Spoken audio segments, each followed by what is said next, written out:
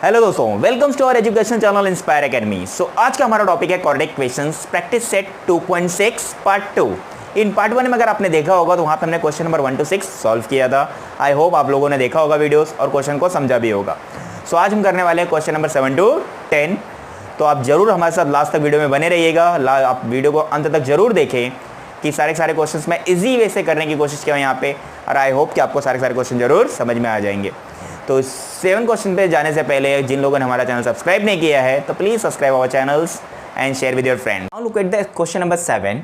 The Prateek takes 8 hours to travel 36 kilometre downstream and return the same spot. The speed of boat in still water is 12 kilometre per hour. For find the speed of water current. हमें यहाँ पे water current का speed find करना है। तो example सबसे पहले हम क्वेश्चन को समझ लेते हैं कि हमें क्या क्या दिया गया और क्या फाइंड करना है। तो फर्स्ट ऑफ ऑल यहाँ पे देखोगे आप, प्रत्येक 8 hours लगता है उसको 36 किलोमीटर डाउन स्ट्रीम। उसको टोटल डिस्टेंस 36 किलोमीटर जाता है, फिर 36 किलोमीटर रिटर्न वापस आ रहा है। जाने और आने में उसको कितना टाइम लग रहा है? 8 hours लग रहा है। The speed of boat in still water. Still water का मतलब क्या हुआ? पानी जब रुका हुआ रहता, पानी किसी तरह बहता नहीं है, उस समय जो बोट का स्पीड है वो 12 किलोमीटर पर आवर है।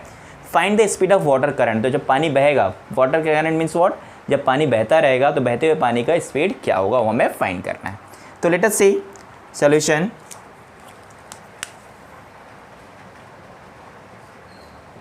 चलिए देखिए, यहां पे मैं find the speed of water current बोला गया, तो लेट स्पीड ऑफ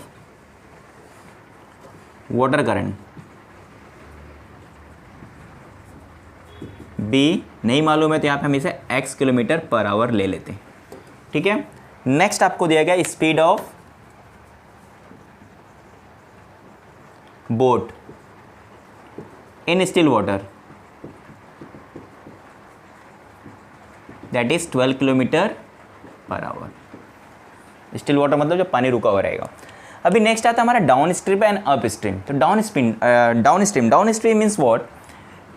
जिस तरफ वाटर का फ्लो होता है, सपोज वाटर का फ्लो आपका इसी डायरेक्शन में, बोट का भी डायरेक्शन इसी डायरेक्शन में, दोनों सेम डायरेक्शन में जब ट्रेवल करते हैं तो वो क्या होता है आपका down stream.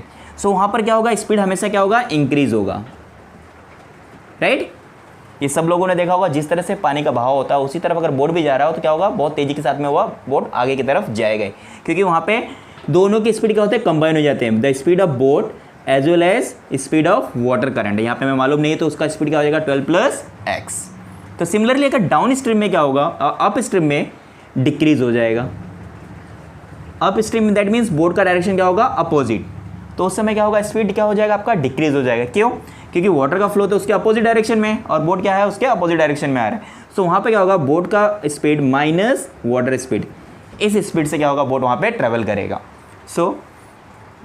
Speed of boat at downstream. Downstream में क्या होगा उसका? डाउन स्ट्रीम में आपका 12 + x kilometre per hour and the speed of boat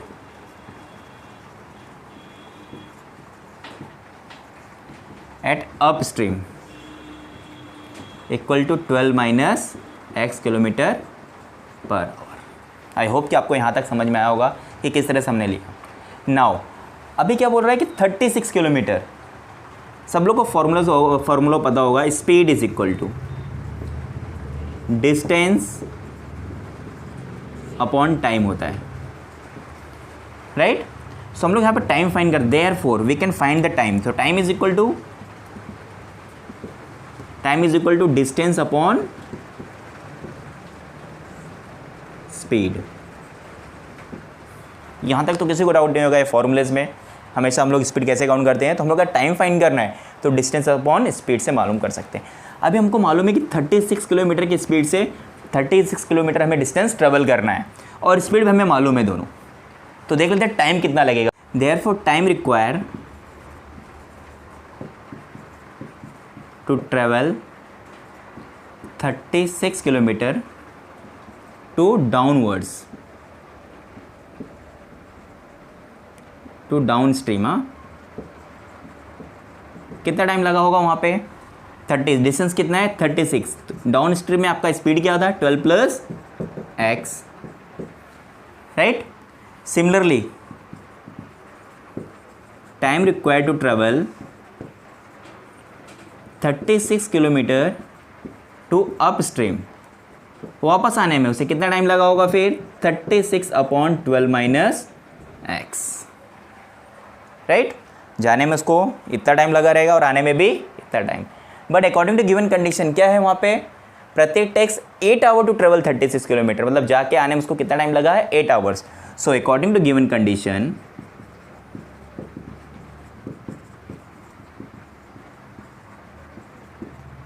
दोनों को ऐड करेंगे 36/12 plus x equal to plus 36/12 minus x is equal to 8। I hope कि यहाँ तक आपको अच्छी तरह समझ में आया होगा। सॉल्व कर लेते हैं। दोनों में 36 कॉमन है, so I have taken 36 common. तो यहाँ पे देखो 1/12 plus x plus 1/12 minus x is equal to 8। अब आसानी से इसको हम ऐड कर सकते हैं, दोनों क्रॉस मल्टीप्लाई कर लेते हैं।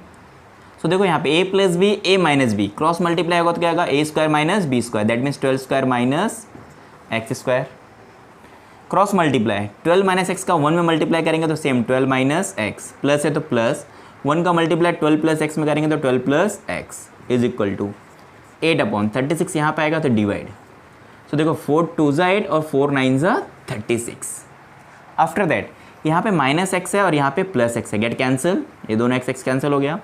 12 प्लस 12 इज 24। 12 का स्क्वायर होता है 144 minus x square equal to 2/9। Okay देखो अभी 24, 2 1 ज़ा 2, 2 12 ज़ा 24, डिवाइड कर सकते हैं हम यहाँ पे, 2 यहाँ पे आएगा तो डिवाइड हो जाएगा 24, तो 12 और वहाँ पे 1 क्रॉस मल्टीप्लाई कर लेते हैं। इसको यहाँ पे 1 से मल्टीप्लाई करेंगे तो क्या होगा आपका 144 minus x square equal to 12 into 9, therefore minus x square is equal to 12 9 ज़ा 108। 144 को वहाँ पर लगाएंगे तो minus 144, so minus x square is equal to minus 36, तो minus minus cancel, so x square you will get 36, square है तो by taking square root होगा आपका plus minus 6। So therefore x का वैल्यू या तो प्लस 6 होगा या फिर x is equal to minus 6। लेकिन स्पीड की बात है यहाँ, तो स्पीड क्या होगा हमेशा आपका नेगेटिव नहीं होता, ये स्पीड कभी भी नेगेटिव नहीं होता। तो हम लोग यहाँ पे therefore x could not equal to minus 6, reason लिख सकते हैं यहाँ पे speed can not be negative. So therefore x का वैल्यू क्या होगा यहाँ पे प्लस 6। तो you can write in answer the speed of current water, answer में हम लिख सकते हैं speed of water current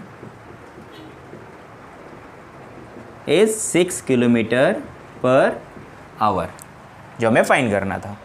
so I hope कि आपको क्वेश्चन अच्छी तरह समझ में आ गया होगा। आपको केवल क्वेश्चन को समझना है और स्टेप्स को ध्यान में रखना है। एक बार आपने अगर स्टेप्स को कर लिया तो ईजिली आप सारे के सारे क्वेश्चंस कर सकते हो। चलिए क्वेश्चन नंबर 8 देख लेते हैं। Pintu takes 6 more than those of the Nishu to complete a certain work. तो निशु को जितने दिन का एक काम करने को कंप्लीट करने को लगता है उससे 6 दिन ज़्यादा किससे लग रहा है, पिंटू को। If they work together they finish it in 4 days। अगर दोनों साथ में काम करते हैं तो 4 दिन में काम को ख़त्म कर देते हैं। How many days would it take to complete a work if they work alone. अगर वो अलग अलग अकेले अकेले काम करते हैं तो दोनों को अलग अलग काम करने में कितने दिन, कंप्लीट काम करने को कितने दिन लगेंगे वो हमें फाइंड करना है। सो चलिए हम लोग निशु कंप्लीट्स इन एक्स डेज, नहीं मालूम है तो हम लोग एक्स डेज ले लेते हैं। Let Nishu takes x days to complete work alone. अगर वो अकेले काम करेगी तो कितना एक्स डे में वो कंप्लीट कर डालती है। अगर एक्स डेज लगेगा तो वो एक दिन में कितना काम करेगी फिर। अगर एक्स डे में वो कंप्लीट कर रही है तो वर्क डन बाय निशु इन 1 day, एक दिन में कितना होगा 1/x पार्ट, जितना भी रहेगा उसका x पार्ट 1/x पार्ट करेंगे तो उतना वो एक दिन में काम करने वाली है। ऑल्सो अगर निशु को x डे लग रहा है तो पिंटू को कितना लगेगा, 6 दिन से ज़्यादा, मोर है, that means x plus 6 days. तो Pintu takes x plus 6 days, right ना, क्योंकि x था तो x plus 6 days to complete work alone. अकेला करेगा तो उसको x प्लस 6 डेज लगेगा। So work done by alone, ये अकेला कितने दिन में, एक दिन में काम करेगा, एक दिन में कितना काम करेगा, वर्क डन बाय पिंटू इन 1 डे 1/x प्लस 6 पर, ठीक है। सो अगर दोनों साथ में करेंगे एक दिन में कितना काम होगा, दोनों अगर साथ में काम करते हैं तो work done by both in 1 day. अगर दोनों एक साथ एक दिन में कितना काम करेंगे, फिर अगर दोनों साथ में काम करेंगे एक दिन में कितना टोटल काम कितना होगा, फिर दोनों का एक एक दिन का ऐड कर लेते हैं 1/x plus 1/x plus 6, right, कि दोनों अगर एक दिन में काम देखेंगे तो ये इतना कर रहा है इतना, दोनों का एडिशन क्या होगा, टोटल एक दिन में दोनों के द्वारा दोनों ने कितना दिन, एक दिन में कितना काम किया है। नाउ बट अगर आपको पता होगा both will take 4 hours, right, साथ में काम करते हैं ना, 4 डेज टू कंप्लीट। दोनों साथ में काम कर रहे तो कितने घंटे लग रहे थे, 4 डेज लग रहे थे। सो अगर फिर उनके वर्क डन दोनों ने मिलके अगर एक दिन में कितना काम करेंगे, तो वर्क डन बाय बोथ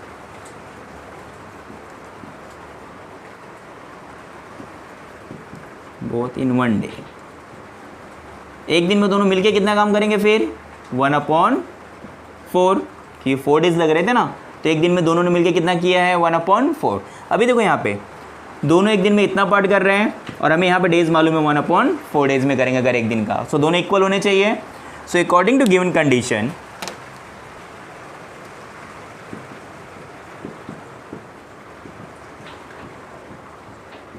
में क्या है, दोनों इक्वल हैं, ठीक है। So 1/x plus 1/x plus 6 equal to 1/4। अब इसको हम लोग सॉल्व करके हम लोग x का वैल्यू इजीली फाइंड कर सकते हैं। चलो सॉल्व करते हैं, हम क्वेश्चंस को सॉल्व कर लेते हैं। हम यहाँ पे कैसे करेंगे, सबसे पहले क्रॉस मल्टीप्लाई, x का मल्टीप्लाई x प्लस 6, 1 में करेंगे तो x plus 6 plus x into 1 x is equal to 1/4। Now x plus x 2x plus 6, x का मल्टीप्लाई करेंगे x square plus x into 6x is equal to 1/4। Now cross multiply कर लेते हैं, x square plus 6x का 1 में multiply करेंगे तो क्या होगा, x square plus 6x same आ जाएगा, इक्वल टू 4 का मल्टीप्लाई इसमें कर लेते हैं, दैट इज़ 2x प्लस 6। सो क्या होगा, देखो यहाँ पे 4 2 ज़ा 8x, 4 6 ज़ा 24। अभी आपका क्वाड्रेटिक इक्वेशंस फॉर्म में x square plus 6x minus 8x minus 24 equal to 0। So x square 6x minus 8 minus 2x होगा आपका, माइनस 24 इक्वल टू 0। अब इसको क्वाड्रेटिक इक्वेशन फॉर्म में तो आपको सॉल्व करना होगा। 24 ऐसे दो नंबर चॉइस करिए, 6 एंड 4, ये दोनों माइनस है, दैट मीन्स बिगर नंबर क्या होगा माइनस, स्मॉलर क्या होगा प्लस, -6 + 4 क्या होता है -2। So x square minus 6x plus 4x minus 24 equal to 0। Therefore दोनों में कॉमन क्या है आपका x माइनस 6 प्लस 4 यहाँ पे कॉमन है, x माइनस 6 यहाँ पे आएगा। So x minus 6 and x plus 4 equal to 0। Therefore x minus equal to 0 होगा या फिर x प्लस 4 इक्वल टू 0 होगा। Therefore x is equal to 6 होगा या फिर x इज इक्वल टू -4। लेकिन डेज क्या होगा आपका, निगेटिव में कभी नहीं होगा। x क्या है आपका, डेज है ना, कितना दिन है, डेज है। So days can not be negative. तो therefore x does not equal to -4। हम लोग रीजन में लिख सकते हैं days can not be negative. तो डेज क्या होता है हमारा, निगेटिव नहीं होता। देयरफॉर आंसर में आप लिख सकते हो, फिर we can write the answer. Nishu को करेगा कितना दिन लगेगा, फिर निशु को 6 डेज, राइट, x है ना 6। सो निशु x का वैल्यू यहाँ पे आपका 6 होगा। तो आंसर में आपको लिखना होगा यहाँ पे Nishu takes 6 days to complete work. और पिंटू को कितना लगेगा फिर, पिंटू टेक्स 6 + x 6, ठीक है, 12 days to complete work alone, right. तो दोनों को अलग अलग करने में काम में कितना, एक को 6 लगेगा और दूसरे को 12 days वो अकेले काम करेंगे। तो आपको केवल थोड़ा सा ये स्टेप्स किस तरह से हमें केवल इक्वेशंस फॉर्म करना होता है उस पर ध्यान देना है आपको। उसके बाद आप क्वाड्रेटिक इक्वेशन इजीली सॉल्व करके आप आंसर निकाल सकते हो। चलिए क्वेश्चन नंबर 9 देख लेते हैं। If 460 is divided by a natural number, the quotient is 6 more than 5 times the divisor and the remainder is 1, find the quotient. तो सबसे पहले हमें यहाँ पे डिवाइजर नहीं मालूम है, तो late natural number,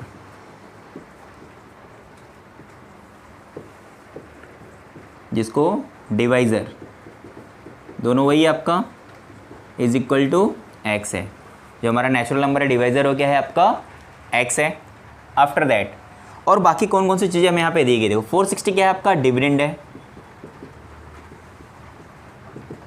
460। After that question भी दिया गया, देखो क्वेश्चन क्या है आपका यहाँ पे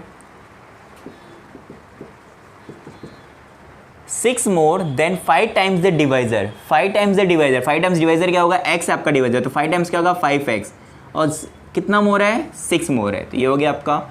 रिमाइंडर आपको वो भी दिया है, वो भी लिख लेते हैं हम यहाँ पे 1। अभी हमें फाइंड करना है क्वोशिएंट और डिवाइजर। तो सिंपल सा, ये सारी चीज़ देखने के बाद आपको डिविडेंड वाला फॉर्मूलाज पता होगा सिंपल सा। कभी भी dividend equal to divisor into quotient plus remainder. I hope ये वाले स्टेटमेंट सभी को अच्छी तरह पता होंगे।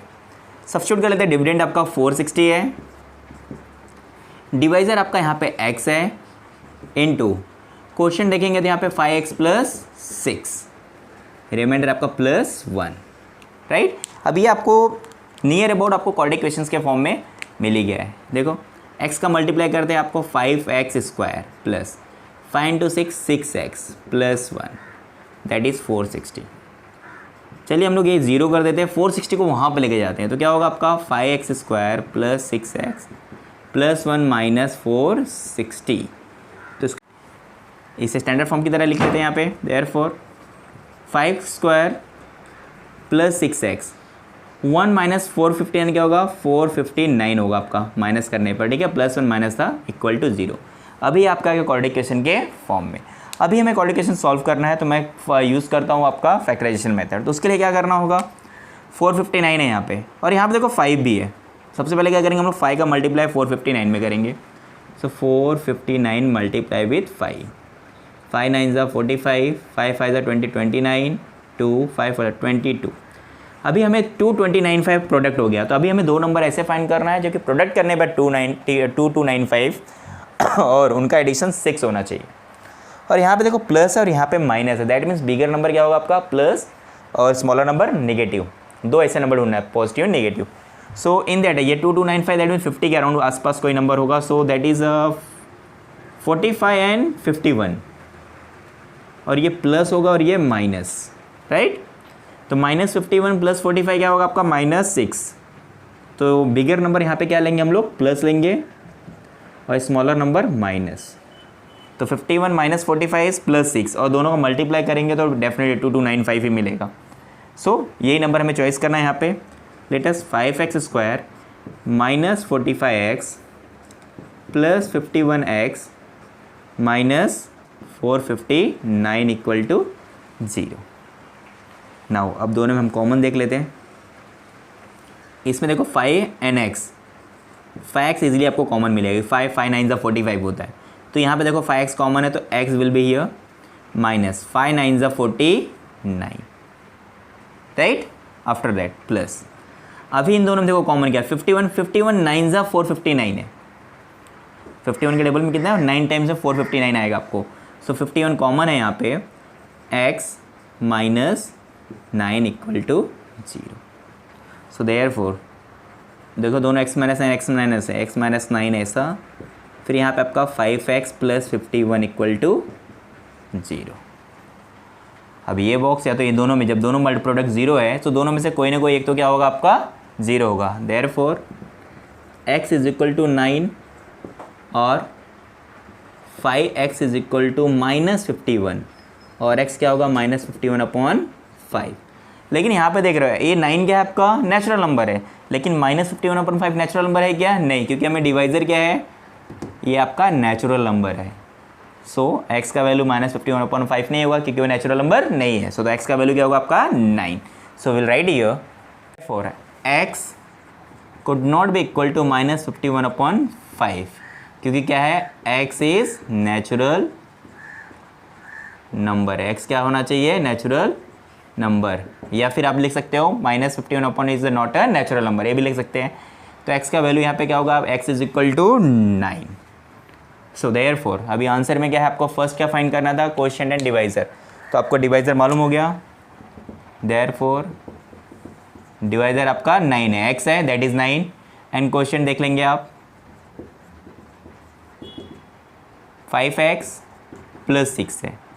सो 5x 5 into 9 plus 6 45 plus 6 that is 51। तो आप आंसर में देख सकते हैं, यू कैन राइट हियर जो आपका divisor is 9 and coefficient is 51। So I hope कि आपको ये क्वेश्चंस समझ में आएंगे। इजी क्वेश्चन है ये और इम्पोर्टेंट भी है। So please go through it. If you want to take a screenshot, take a screenshot. चलिए क्वेश्चन नंबर 10 एकदम एक्टिविटी बेस्ड पे सिंपल क्वेश्चन है। आपको कल जो फिलअप्स है उसको फिल करना है, बाकी रफ वर्क्स आपको साइड में करना है, आपको रफ वर्क में ही करना है। सो ABCD से ट्रेपेजियम आपको दिया है, ठीक है, डायग्राम भी है वहाँ पे। AB and parallel to CD is given. Now area of trapezium ABCD, trapezium का area 1/2 into sum of the parallel side into height. तो देखो यहाँ पे 1/2 पैरेलल साइड क्या है? AB and CD into height. Height अगर आप देख रहे हो तो यहाँ पे आपको AM, तो आपको यहाँ पे AM लिखना होगा। हाइट इज AM, तो यहाँ पे AM हो गया। नाउ सबके वैल्यूज़ रखेगा। देखो एरिया 33 है, 1/, AB का वैल्यू x है, CD का वैल्यू 2x प्लस 1 है। तो AM दो, AM की जगह पे हम क्या लिखने वाले हैं? x minus 4। सेकेंड क्वेश्चन में देखो यहाँ पे 2 था, वो यहाँ पे आ चुका है। देखो यहाँ पे 2 नहीं है, दैट मीन्स 2 को हम लोग ने यहाँ पे लाया। 33 इंटू 2 क्या होगा आपका? 66। सो 3x प्लस 1 इंटू, अब x minus 4 as it is, यहाँ पे कुछ नहीं तो एज इट इज़ करना ही है। अब इस क्वेश्चन के बाद देखो डायरेक्ट क्वाड्रेटिक क्वेश्चंस के फॉर्म में दे दिया है, दैट मीन्स इसको सॉल्व करना होगा। तभी यहाँ पे सॉल्व करने के लिए कोई स्टेप्स नहीं है, तो रफली वी विल सॉल्व इट। तो इनका मल्टीप्लाई कर लेते 3x प्लस 1, देख लेते हैं यहाँ पे 3x plus 1 multiply with x minus 4 equal to 66 है। सो मल्टीप्लाई करेंगे तो क्या होगा वहाँ पे? देखो x 3x square plus x minus 12x minus 4 is equal to 66। So 3x square, x minus 12 क्या होगा आपका? माइनस 11x माइनस 4, 66 इधर आएगा तो माइनस 70 होगा। सो ये आपका क्वाड्रेटिक क्वेश्चन आ गया। सेम वैल्यू आपको यहाँ पे लिखना है। 3x स्क्वायर, देखो यहाँ पे 3x स्क्वायर है माइनस 11x, तो यहाँ पे माइनस 11x माइनस 70, तो ऑलरेडी माइनस है तो यहाँ पे केवल क्या आएगा आपका 70। ये आपका क्वाड्रेटिक क्वेश्चन हो गया। अब इसको सॉल्व करना है। सो राइट, जैसे हम लोग क्वाड्रेटिक क्वेश्चन सॉल्व करते हैं 70 से 2 नंबर में चॉइस करना होगा, मल्टीप्लाई करने पर 70 होने चाहिए और डिफरेंस क्या होना चाहिए? 11। तो ऐसे कौन से 2 नंबर होंगे जो आपका डिफरेंस आपका 11 नहीं सॉरी 3 इंटू 70 पहले करना होगा 210। सो 210 है और आपको 2 नंबर चॉइस करना है जिसका डिफरेंस 11 होना चाहिए। सो आई थिंक 21 10 210, राइट, 210 और दोनों निगेटिव है तो bigger number negative, smaller number positive होगा। तो अगर आप इसको सॉल्व करेंगे, चलो सॉल्व कर लेते हैं हम। यहाँ पे 3x square minus 21x plus 10x minus 70, right. So दोनों में कॉमन क्या होगा? 3x, तो यहाँ पे आएगा आपका x माइनस 7 प्लस 10 कॉमन है x माइनस 7। तो देखो यहाँ पे भी 3x कॉमन है, सो ब्रैकेट में क्या आएगा आपका x माइनस 7। यहाँ पे प्लस 10 है, ब्रैकेट में आपका x माइनस 7। तो आपको इस तरह सॉल्व करके दिखाना होगा। डायरेक्ट आपको सॉल्व करने के लिए यहाँ पे नहीं है, तो आप रफ में सॉल्व करके यहाँ पे सब्स्टिट्यूट कर सकते हो। अभी 3x प्लस 10 है तो x माइनस 7 आपका कहाँ पे आएगा? यहाँ पे हो जाएगा। सो 3x प्लस 10 इक्वल टू 0 और x minus 7 equal to 0। After that x का वैल्यू क्या होगा? माइनस 10/3 और x माइनस 7 को राइट साइड में जाएगा तो क्या होगा? प्लस 7। दैट मीन्स x का वैल्यू ये होगा या तो ये होगा। बट लेंथ नेवर भी नेगेटिव, आपका ये नेगेटिव नहीं होता कभी भी लेंथ, तो ये x का वैल्यू नहीं होगा, तो x का वैल्यू क्या होगा यहाँ पे 7। तो हम लोग x का वैल्यू मिल गया। अभी A B C D and A D, देखो ए बी क्या है आपका x है, तो x का वैल्यू क्या है यहाँ पे 7, तो you can write here 7। C D देख रहे हो आप क्या है, C D that is 2x + 1। अगर आप उसको सॉल्व करना है तो 2x + 1 दैट मीन्स 2 × 7 + 1, 2 7 14 + 15 होगा, या आप रफ वर्क भी कर सकते हो, डायरेक्ट 15 भी लिख सकते हो यहाँ पे। ए डी बी सी दोनों इक्वल है, दोनों क्या है x - 2 that means 7 - 2 that is 5। I hope questions बहुत इजी है। एक्टिविटी बेस के जितने भी क्वेश्चंस होते हैं आपको फिलअप्स करना होता है, बाकी आपको रफ वर्क करके जहाँ पे जैसा होगा उस तरह आपको फिलअप्स। तो 3 मार्क्स के लिए आएगा तो केवल 6 फिलअप्स आते हैं, तो 2 मार्क्स वाले केवल 4 ही फिलअप्स आएंगे, तो इतने सारे फिलअप्स नहीं आएगा, आपको ये प्रैक्टिस के लिए दिया गया है। आई होप कि सारे के सारे क्वेश्चन आपको समझ में आए होंगे। एक्टिविटी बेस्ड क्वेश्चन बहुत ही ईजी होता है, आपको केवल फिलअप्स करना होता है, तो ज़्यादा इसके अंदर टिपिकल क्वेश्चन ईजी क्वेश्चन आते हैं, आप आसानी से उसे कर सकते हैं, केवल आपको प्रैक्टिस करना है। सो आई होप कि आज का वीडियोस आपको पसंद आया होगा, सारे के सारे क्वेश्चन आपको समझ में आए होंगे। इसी तरह हमारा वीडियो देखते रहिए। जिन लोगों ने अभी तक हमारा चैनल सब्सक्राइब नहीं किया है तो प्लीज़ सब्सक्राइब कीजिए और अपने दोस्तों के साथ में उसे जरूर शेयर करें। And thanks for the watching our channel.